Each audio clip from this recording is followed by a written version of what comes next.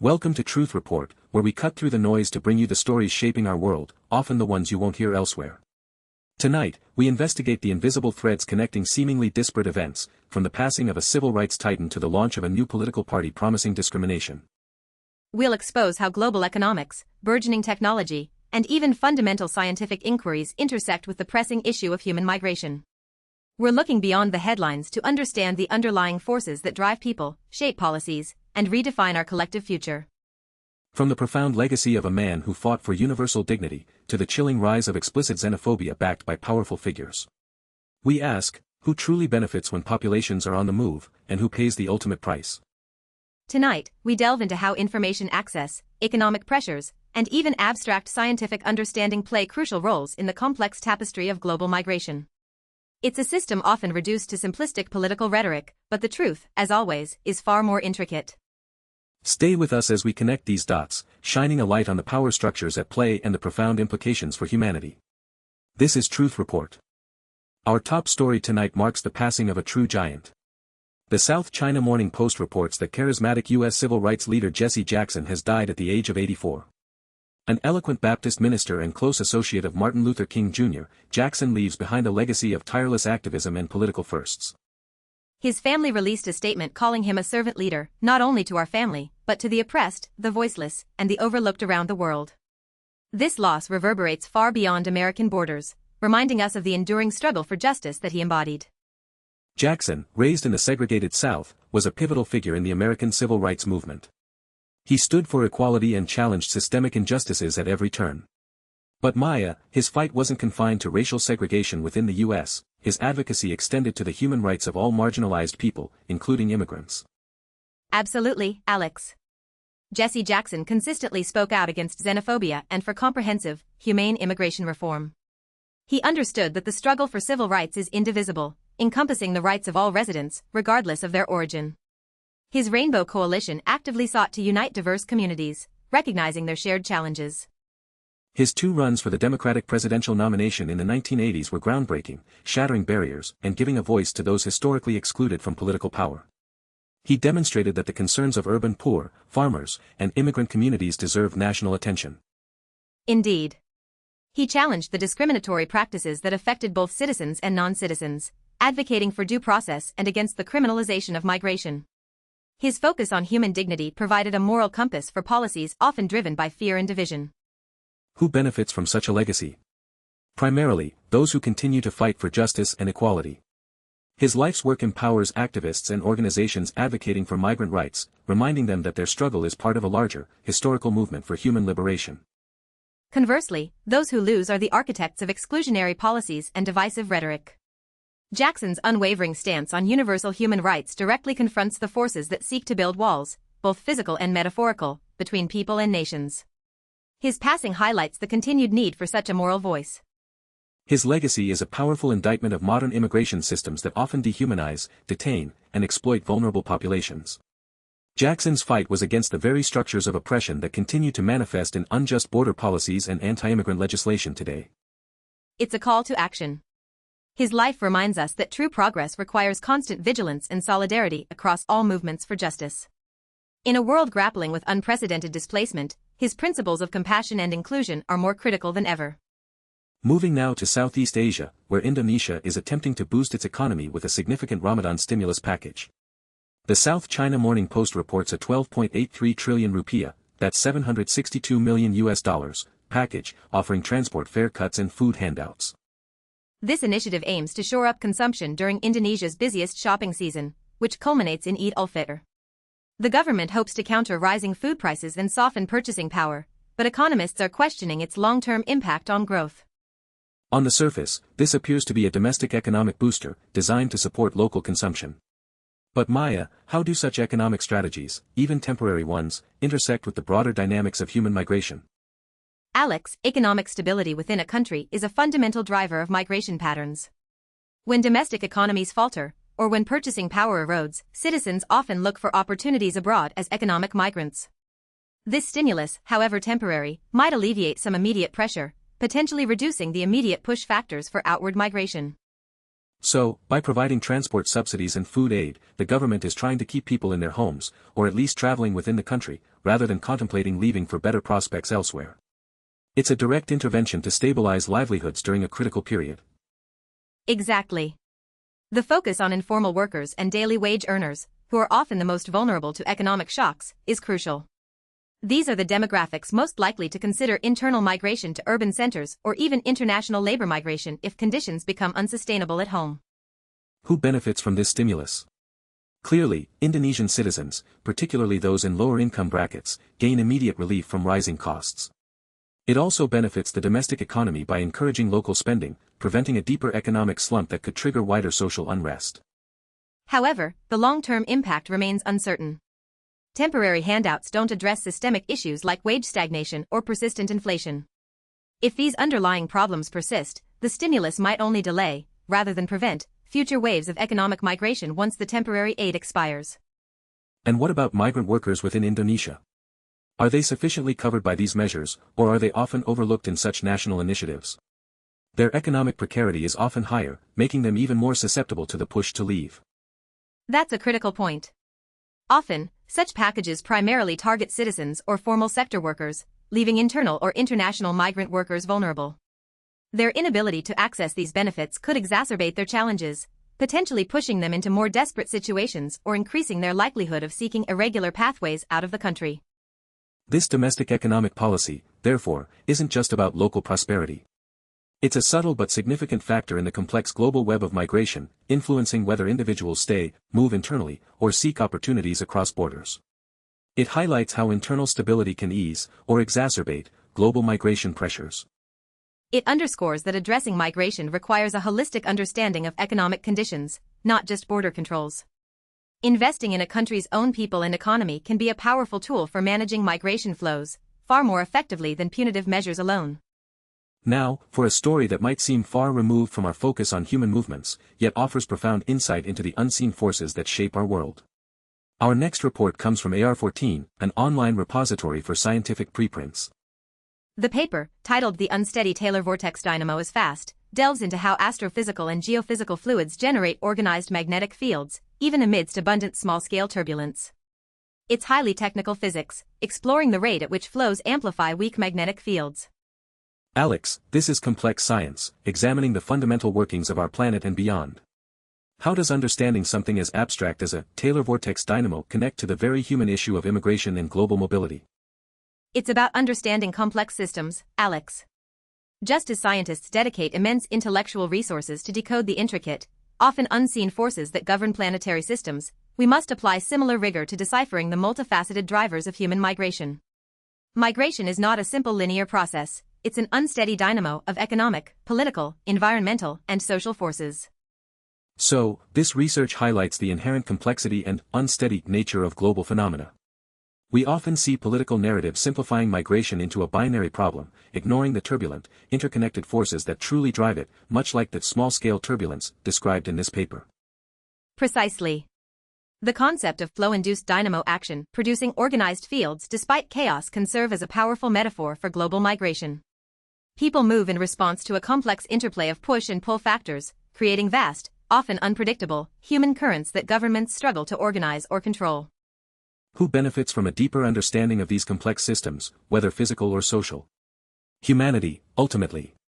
By acknowledging the scientific complexity of the world, we are better equipped to challenge simplistic political rhetoric, particularly around migration. Those who lose are the purveyors of oversimplified narratives, those who seek to reduce human migration to border statistics or national security threats. This scientific inquiry implicitly critiques the intellectual laziness of political discourse that fails to grasp the profound, interconnected reasons people migrate. It also raises questions about resource allocation. We invest heavily in understanding theoretical physics and geophysical forces, yet often fail to adequately fund interdisciplinary research into the root causes and systemic impacts of human displacement, which arguably have a more immediate humanitarian urgency. The profound implication here is that our planet is governed by intricate, global systems, from magnetic fields to climate patterns. These systems profoundly influence human habitability and resource distribution, directly impacting migration. Ignoring these global interdependencies when discussing migration is to ignore fundamental truths about our world. So, while the Taylor Vortex Dynamo itself doesn't directly cause migration, the scientific mindset it represents, one that embraces complexity and seeks to understand unseen forces, is absolutely essential to formulating intelligent, humane, and effective migration policies. It reminds us that everything is interconnected. The unsteady nature of these natural phenomena mirrors the unpredictable and often turbulent nature of global human movements, driven by forces we are only just beginning to truly grasp. Next, we turn to Vietnam, where a significant technological development is underway.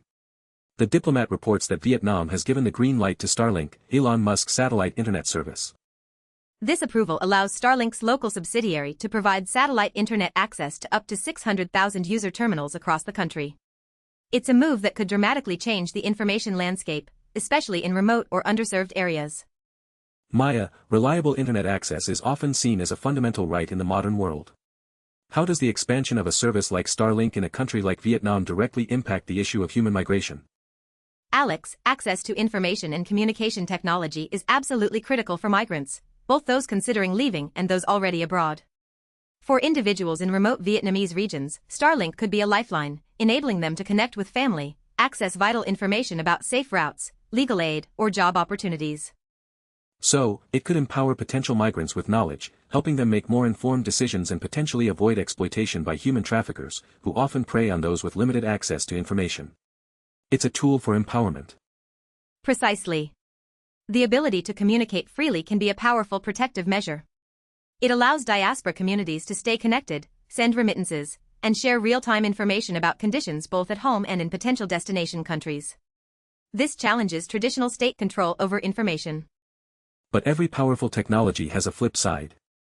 Who benefits and who loses when such widespread internet access becomes available, especially in a state like Vietnam? Those who benefit are primarily individuals seeking freedom of information and connection.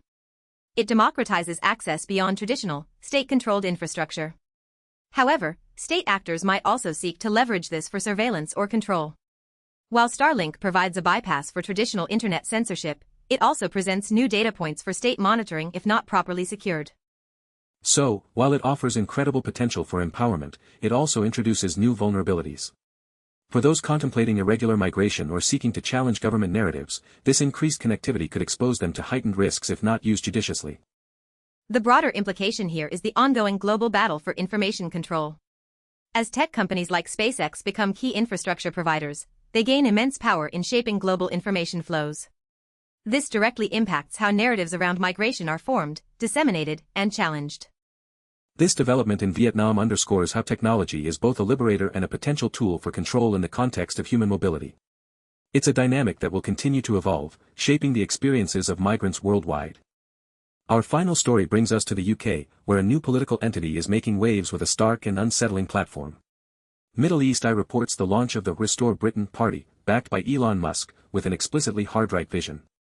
The report highlights a deeply concerning aspect of their launch. The party explicitly states, "We will discriminate."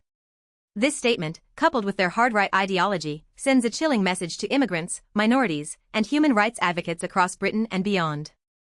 This is a direct and unambiguous threat to the principles of equality and non-discrimination that have been hard-won over decades. Maya, how does the rise of a party openly advocating for discrimination, especially with the backing of a powerful figure like Elon Musk, impact the global context of immigration? Alex, this is a clear and alarming manifestation of rising nationalist, xenophobic, and anti-immigrant sentiment in Western democracies. A party openly declaring an intent to discriminate immediately signals a direct threat to the rights, safety, and perceived value of immigrant populations. It legitimizes prejudice. And the involvement of Elon Musk adds another layer of concern. His backing provides significant financial resources, media attention, and a veneer of legitimacy to an ideology that would otherwise be confined to the fringes. This amplifies the party's reach and potential impact. Absolutely. Musk's influence grants this hard-right vision a platform and an audience it might not otherwise achieve, making its discriminatory message resonate wider. This normalizes xenophobia in mainstream political discourse, making it acceptable for others to echo similar sentiments. Who benefits from such a platform? Obviously, the party leadership and those who subscribe to its exclusionary ideology, gaining political power by scapegoating immigrant communities. It appeals to a segment of the electorate feeling economically insecure or culturally threatened. The clear losers are immigrants, ethnic minorities, and anyone who believes in a diverse, inclusive society.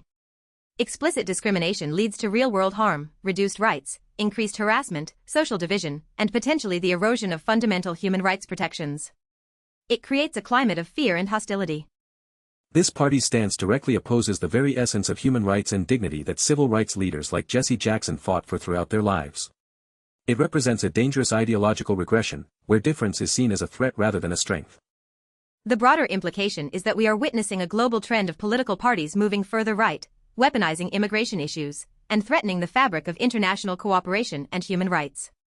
It's a direct challenge to the idea of universal human rights, attempting to codify prejudice into law. Restore Britain is not just a fringe movement, it's a symptom of a larger, global struggle for the soul of democracies, where the rights of all are constantly under threat from those who seek to divide and exclude. We've covered a wide range of stories tonight, from the passing of a civil rights icon to the launch of a political party explicitly endorsing discrimination. At first glance, they might seem disconnected, but a closer look reveals a powerful, unsettling pattern concerning human migration. Indeed, Alex. Jesse Jackson's lifelong fight for universal dignity stands in stark contrast to the explicit xenophobia championed by Restore Britain. This highlights a global battle, the struggle for human rights and inclusivity against forces determined to divide, exclude, and build walls. The fight Jackson led is far from over, it's intensifying. Then we have technology, as seen with Starlink in Vietnam. It promises empowerment, offering a lifeline of information and connection for migrants navigating complex realities. Yet, it also presents potential new avenues for surveillance and control, demonstrating technology's double-edged nature in the migration landscape. This technological influence extends to figures like Elon Musk, whose backing of Restore Britain injects significant power and reach into an openly discriminatory platform. It shows how the architects of our digital future can also profoundly shape our political present, influencing the very narratives around who belongs and who doesn't. Meanwhile, the Indonesian Ramadan stimulus package reminds us that economic stability, or the lack thereof, is a primary driver of migration. These seemingly domestic policies have global ripple effects, influencing whether people stay put, move internally, or seek opportunities across international borders. And underpinning all of this is the profound complexity of the forces at play, much like the unsteady dynamos described in the AR-14 physics paper. We often reduce migration to simplistic political soundbites, ignoring the intricate, interconnected, and often unseen economic, environmental, and social currents that truly drive human movement. The pattern is clear, a deepening global struggle over human rights and mobility, amplified by technology and influenced by economic precarity. On one side, the enduring legacy of justice and inclusion. On the other, a rising tide of exclusionary nationalism, leveraging powerful platforms to promote division. We are at a critical juncture where the values of universal human dignity are being directly challenged by those who seek to redefine belonging through discrimination. Understanding these intricate connections is not just academic, it's essential for safeguarding the rights and lives of millions. The stories we've explored tonight reveal that the challenge of human migration is not a simple border issue, but a complex interplay of human rights, technological power, economic forces, and deeply rooted ideologies. Truth Report believes that only by understanding these underlying connections, and by challenging simplistic narratives, can we hope to address the fundamental issues driving global mobility and fight for a more just and equitable world.